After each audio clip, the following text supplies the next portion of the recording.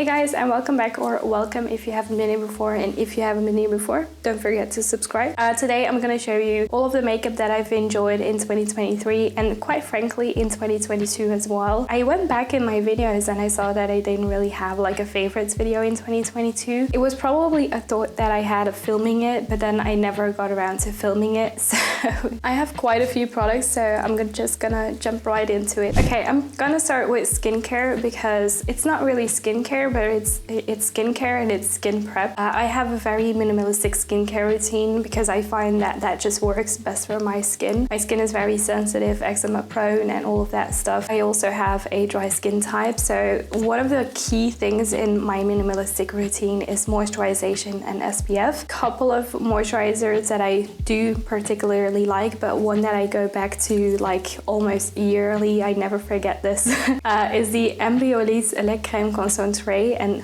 concentré. That sounded very American, I'm sorry. The lait crème concentré.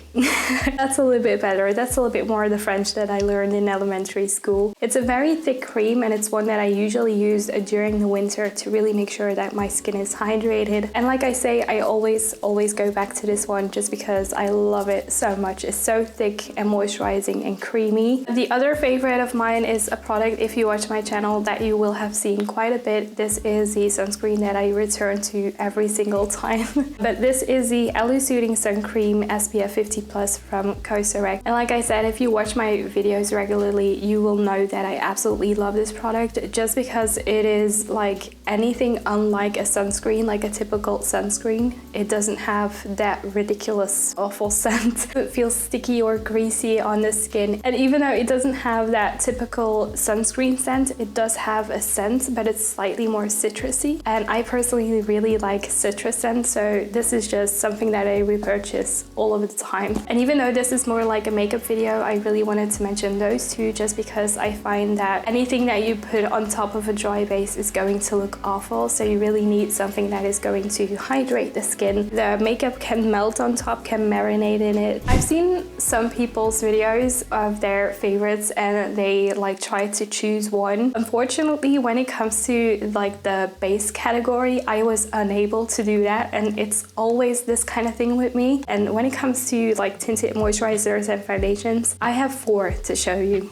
So this is the Fenty Beauty Eaze Drop in the shade 3 or 2. I used to have the shade 3 and then I emptied that one and now I have the shade 2. This one is also almost empty. This is a beautiful in-between kind of finish when it comes to a tinted moisturizer. I don't know what is inside of this bottle. It is a blurring skin tint, and I do find that you can see that on the skin, and usually blurring things are also matte. But I find that this one doesn't look matte or satin on my skin. I don't tend to repurchase foundations or tinted moisturizers again, but I have done so with this one just because I am so happy with the way that this looks on my skin, and I have not been disappointed, not even with the repurchase. Another tinted moisturizer that I love to pair with the Fenty Beauty one is the Rare Beauty one. This is the Positive Light tinted moisturizer, and even though it's leaking and kind of betraying me right now, this is an absolutely beautiful product and I really like it. And this one is definitely a little bit more glowy and glossy on the skin. It almost gives me like that Korean skin kind of vibe, this kind of foundation. And what I really appreciate with both of them is that they have enough coverage to even out my complexion, but they don't overpower or suffocate my skin too much. I'm gonna try and keep these quite brief because I have so much to talk about. These two are relatively new in my collection, and I have to say, I don't know what happened, but I felt like I picked up base products and I hit the jackpot immediately. It's such a fool's mistake sometimes to fall for something that's trending on TikTok. And I saw this and I don't exactly remember who used it, and I saw this on someone. Maybe I should just give it a try. This is the Maybelline Super Stay 24-Hour Skin Tint. I have heard so many great things about this skin tint. So I picked it up and I have to say I am very happy that I did. I feel like it's a beautiful in-between of the Fenty Beauty Eaze Drop Skin Tint and the Rare Beauty Positive Light Tinted Moisturizer. It's somewhere in between of being glowy glowy but blurring at the same time, and it is very, very thin on the skin. This one, compared to the other two, is slightly lighter in coverage, so when I have a very good skin day, I do tend to go for this one as well. I went to Paris and I went into Sephora and I saw Alyssa, and I saw her saying that this is a very understated product in the makeup collections right now, or just like the makeup industry right now, and it's also from Fenty Beauty, and this is their Ease Drop Blur and Smooth Skin Stick, and it's the one that I have on my face right now. And let me tell you, went to Paris at the end of December, just between Christmas and New Year's, and I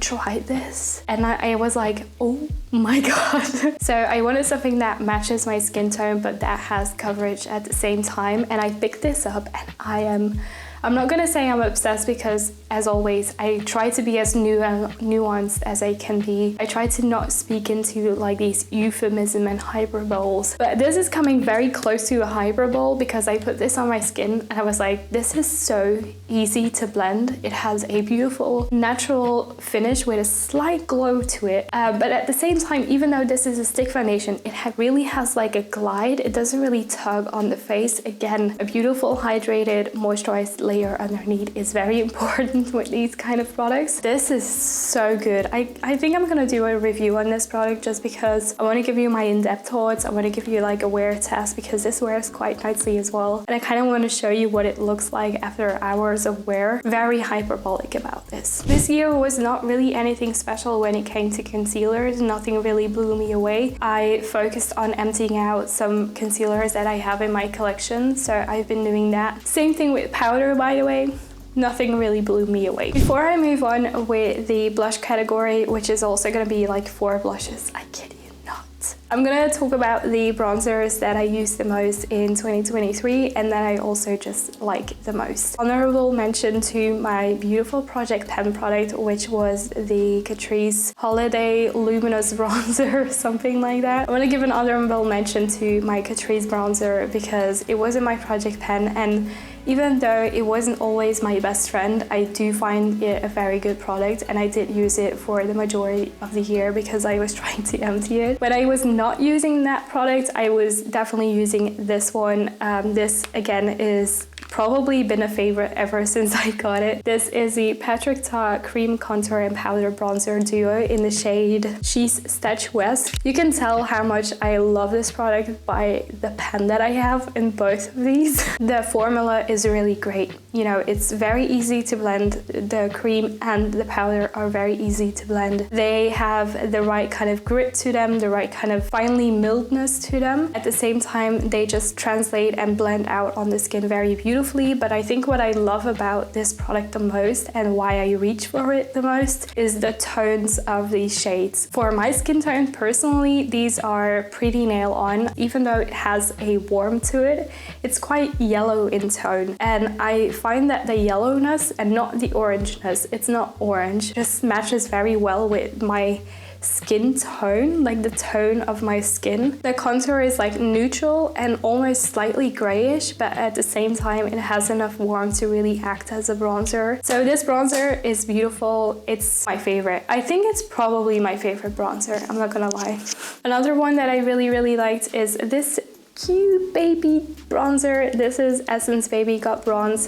This is a product that just very much surprised me. I was not expecting to like it as much. This one is a little bit more translucent than the Patrick Ta one. It still has pigmentation, but it almost looks like a watery finish. It's just kind of like a sheen that's on your face. It kind of deposits sheen and color on your face, but it's not like an opaque stripe of color. Blushes. So I have 4 blushes. I'm not gonna talk about these too much in depth. I think the main reason why I like using these is either their translucency. Again, they are not overly pigmented or saturated for my pale complexion, so it makes it very easy on the daily to just like pick them up, apply them on my face and be happy with it. I don't have to put like a lot of work into these, and also I just find that the tones of all of these blushes complements my skin very well. So first up, I love Patrick Ta base products apparently.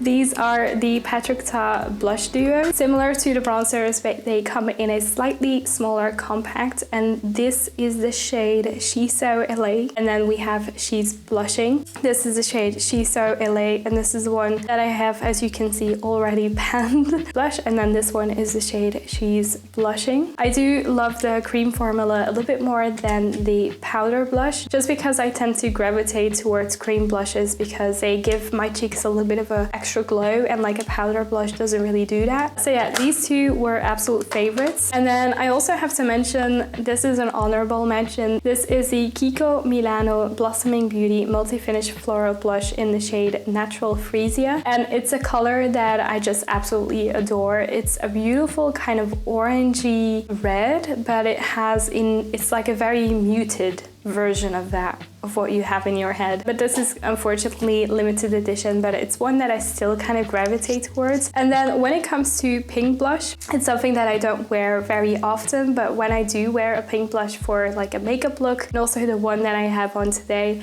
I tend to go for this one from Essence. This was also a limited edition one, I'm sorry. This is the Cutest Shell Blush Lighter, and I basically use the pink blush that's in here. It's a pink that has enough richness to not be chalky on my cheeks, because sometimes with these they tend to be a little bit like chalky and too white based. So this is one that I also really like using just to have fun. A makeup spray that I really enjoyed in 2023 is the Rare Beauty Always an Optimist Setting Spray. Every time when my skin is looking a little bit too dry and I want to refresh my makeup, I kind of use this one just because it is a mist that really hydrates my skin, or it gives it a very hydrated complexion. So much so that I have to be a little bit careful with how much I apply this product, because otherwise I can end up looking a little bit too greasy. When I apply the right amount of product, it is beautiful on the skin. Two eye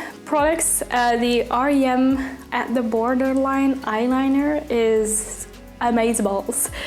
Even though this dried out so quickly, I have to say that it dried out very quickly. I do find it quite black and very precise in application. The thing that I loved about it the most is the longevity and wearability of this eyeliner. I was very impressed when I was on my bicycle and I was cycling home from work and it started raining, and I had my jacket on, obviously I had my raincoat on, but my face wasn't protected, and I was wearing this eyeliner, and I was expecting to come home and looking like just everything was running, you know, like everything black underneath the eyes to the chin, and I was cycling on the street being like, oh gosh, I gotta look a mess right now. And then I came home, none of that, absolutely none of that. This is a good eyeliner when it comes to rain. Another product that I really enjoyed, this is also a repurchase this year, is the NYX Professional Makeup Lift and Snatch Eyebrow Pen. It's basically like a eyeliner pen, but for your brows, and then you kind of give them little strokes that look like hair. Use this just to give a little bit more extra structure to my makeup. Doing my brows is my least favorite step, but sometimes I was missing a little bit of structure in my brows, so I decided to pick this up again. And it's just a very beautiful and very precise eyebrow pencil to really give your brows that extra level. I'm gonna start with these two palettes, and then I'm gonna mention my absolute favorite of this year. So the one that I just continuously grab is the Anastasia Beverly Hills Soft Glam palette. It is in my project pen, I know, but even so, this is a beautiful product. I feel like the tones are just right. It's perfect for that kind of soft glam look. It has almost everything that you need to create depth, dimension, lightness to the brows. Practical palette to have, because every shade kind of complements each other. So every time I want like a neutral eyeshadow look, I just go for this one. Then the other palette that I used this year that I really enjoyed, and I have grown to love cool tones a little bit because of this palette, is the Vive 90s palette. I did a review on this palette. I have to say, the formula is not my favorite. I just kind of want to warn you about that. The formula is not my favorite, but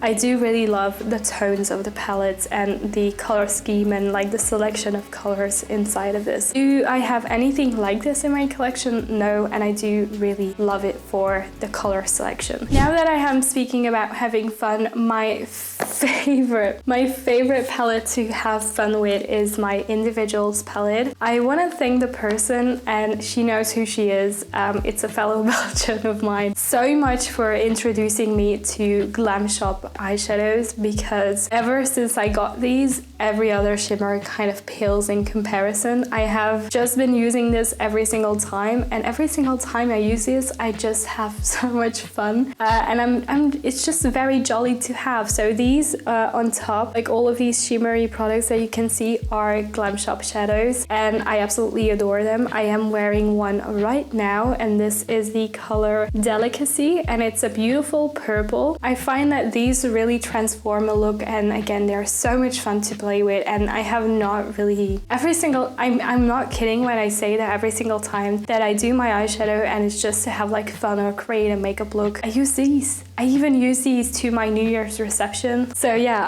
I love these. These are amazing, and the formula is great, but the reflex and the colors and just the creativity of it all. We're almost there. Final product that I wanted to mention, besides a few honorable mentions, the Charlotte Tilbury Beautiful Skin Foundation was also a foundation that I really enjoyed throughout 2023. Just like the Rare Beauty mascara, the Rare Beauty Kind Words lip liner in the shade Talented. Probably my most used lip liner this year, and I will be repurchasing that one. Thing that I have left to talk about when it comes to the lips this year, I was not a very avid user of lipsticks, and I think the most that I used, like I said, was the Rare Beauty lip liner, but that kind of concludes. One thing that I really enjoyed were these lip oils from Catrice. These are the Gloss and Glow tinted lip oils, and I have the shade Spill the Tea and Drama Mama. Especially this one, the yellow one, I was not expecting to like it as much because it's like yellow, but it kind of translates to a very transparent lip gloss. With minimal effort, they provide a lot of glossiness, a very luscious look to the lips, a very plump look to the lips. I really like the pink one, and the yellow one is also really beautiful, but I think these were probably my most reached for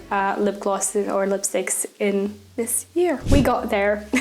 So that were all of my favorite makeup products from 2023, and probably even older than that, and probably they are still going to be my favorites in 2024. This kind of idea for 2024 that I really want to start fresh with my makeup collection, my makeup journey. There's this very odd thing that happens every time that I kind of encourage myself to film or do makeup, and it's like I have to convince myself that I'm pretty enough to do this, that I can create content that people will actually enjoy, and I constantly have to convince myself of that. And it's sometimes a very vulnerable position to put yourself in, to kind of be in front of the camera and share your face with a ton of makeup on it. Like I said in the beginning, it's time to kind of get rid of the embarrassment feeling or the shame. I'm kind of thinking about doing a declutter in my makeup collection because it's been a while, and I feel like some products are just not very suited for me anymore. I don't want to have a fresh start in my life, but I definitely want to have a fresh start with my makeup. So if you are interested in a declutter, let me know, please.